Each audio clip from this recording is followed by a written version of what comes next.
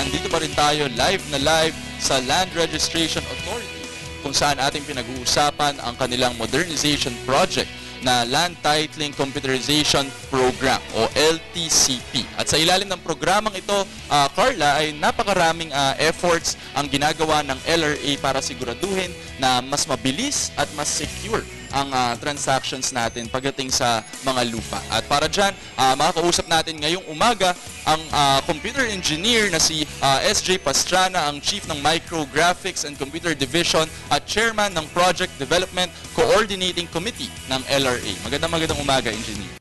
Good morning, Carla. Good morning, JC. Yes, Engineer, siguro umpisahan muna natin doon sa isa sa mga proyekto ninyo sa ilalim nitong Land Titling Computerization Project o LTCP. Ito yung A2A o Anywhere to Anywhere Service. Tungkol saan ito, Engineer?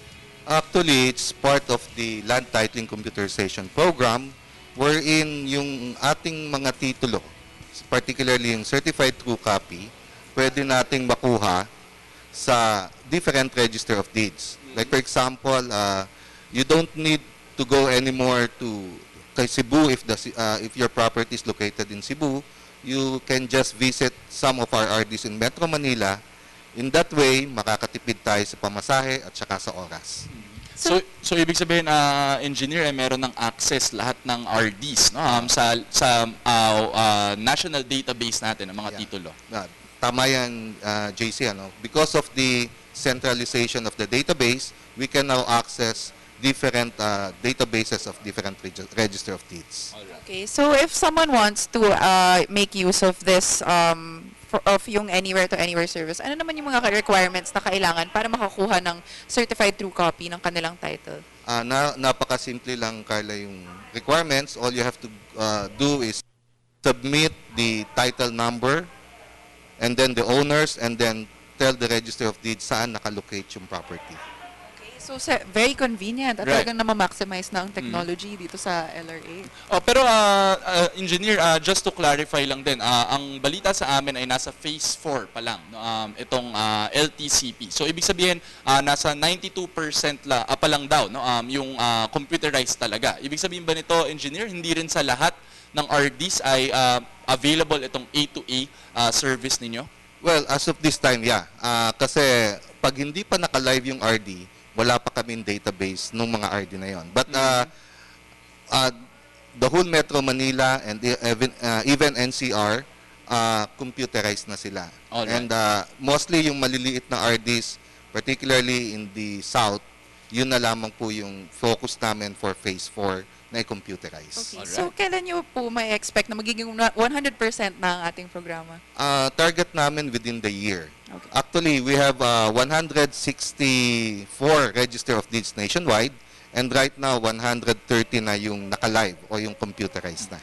Alam mo, Carla, sobrang ganda rin talaga nitong naging effort na ito. Kasi imagine mo dati, no, kailangan mong pumunta ng Cebu just to get your title doon yung lupa sa Cebu. Tapos saka ka lang makakapagkaroon ng transactions. Pero ngayon, ginawa na itong available ng ating LRA at ito ay nasa ilalim ng e-title program din. Tama ba, engineer? Yes.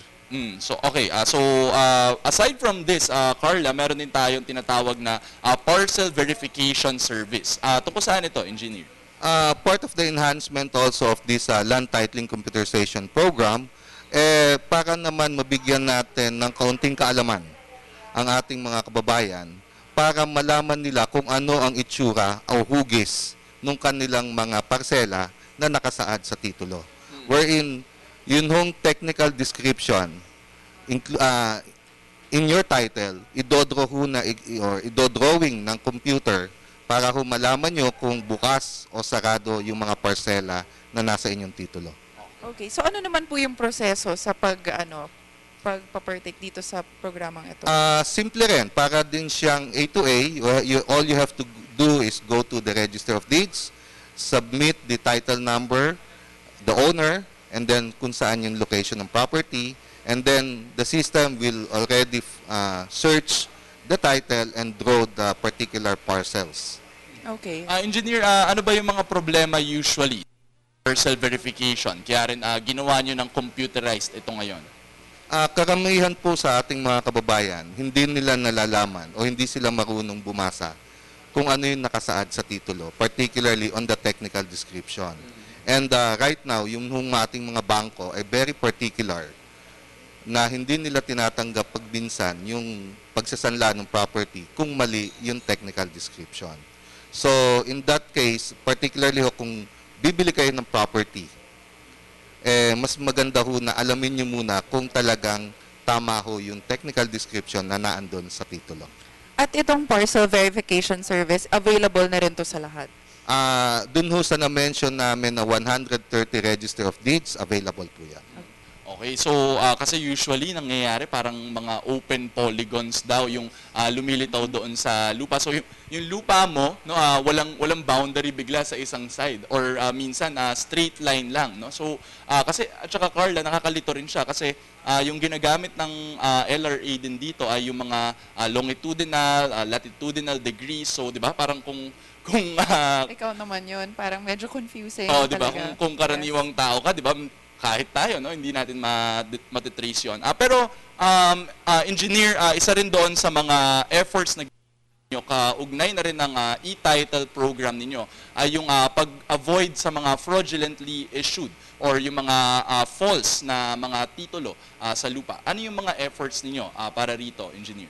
With the computerization, hindi na lamang po lahat ng titulo nyo o yung tinatawag na RD copy ay naka-store sa mga respective Register of Deeds. Ngayon po, may kopya na rin po pinapadala dito sa central office, and we have also a disaster recovery database wherein bago ho tayo makapag-fake o makapandaya sa isang titulo, kailangan po mabagon niya yung 3 kopya na yan or 3 or 4 na kopya na yan. So masyado na hong mahirap with the computerization na makapag-fake ng titulo. Okay, so malaking problema pala talaga ito, yung pag-fake ng titulo. Yeah. ngayon. Dumarami na ho ang ating titulo. Right now, we have around 25 million titles already. And hindi naman ho lumalaki yung sukat ng Pilipinas. Dumarami ho ang tao at marami na rin yung nagmamayari ng lupa. So, hindi ho natin maiwasan. Meron hong ibang tao dyan na talagang gumagawa ng hindi or fake na titles. Opo. So engineer, ano naman yung Operation Handog Titulo? What's this all about? Ang operation titulo natin, ito yung mga pinamimigay ng agrarian reform under the Agrarian Reform Program or the CARP, wherein inirerehistro namin at inihahandog namin sa mga beneficiary ng mga lupain na dati na nilang sinasaka. At sa programang ito, engineer, ay dinidiretso nyo talaga doon sa beneficiaries. Tama ba? Opo. Engineer? Ang programa pong ito, in one location, pinatatawag namin yung mga beneficiary, and there's a ceremony wherein witnessed by some mayors or the governors yung pagbibigay o paghahandog ng titulo dun sa mga beneficiary. Okay, so engineer, meron ba kayong final message para sa ating mga viewers? Suportahan niyo ho itong aming land registration program ng Land Registration Authority. Marami pa pong enhancement na nakapila at pagbubutihin pa ho namin ang pagsiservisyo sa ating mga kababayan. Okay, maraming salamat. Engineer SJ Pastrana, ang Chief ng Micrographics and Computer Division at Chairman ng Project Development Coordinating Committee ng LRA. Maraming salamat po. Thank you.